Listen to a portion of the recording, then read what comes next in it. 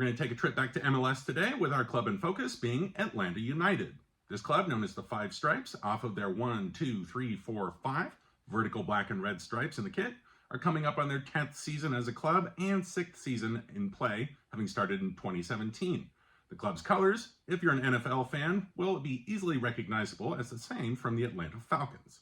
That similarity with the Falcons also goes along with where they play. They share the Mercedes-Benz Stadium with them, pretty massive stadium in the United States. It goes up to about 71,000 seats, and this club generally has a big following, and it makes it a loud environment every match day.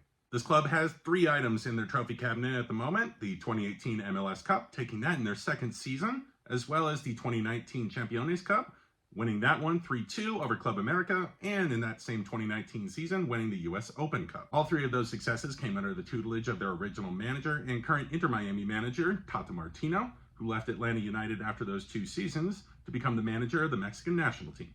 A fun part of club culture you'll see is known as the Golden Spike, something that's hammered in by a supporter before the match in the stadium, and then the man of the match that's declared hits it in as well at the end of the game.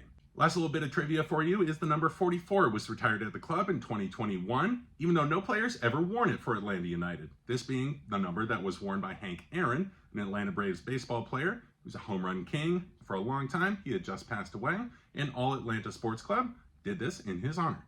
Even for a club that's only been playing since 2017, there are 2 names that you'll probably know across MLS and Premier League football, starting with Joseph Martinez, currently at Inter Miami trying to revive his career a little bit, but he was an absolute stalwart for Atlanta United, scoring 111 goals between 2017 and 2022. The Premier League name that you're going to know was sold to Newcastle United in 2018, that being the Paraguayan Miguel Almiron, who had a slow start to his career there, but this last season was a big breakout for him, helping them clinch Champions League football for the first time in a long time.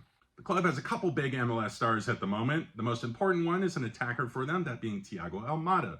He's an Argentine. He's scoring a lot of very important goals and is their attacking leader at the moment. A lot of European clubs tried to come in for him in the offseason, but Atlanta wouldn't sell him. He also has the distinction of being the only ever active MLS player to win a World Cup. On the defensive side of the ball, Atlanta fans will be very happy to have seen Miles Robinson back in their squad this season.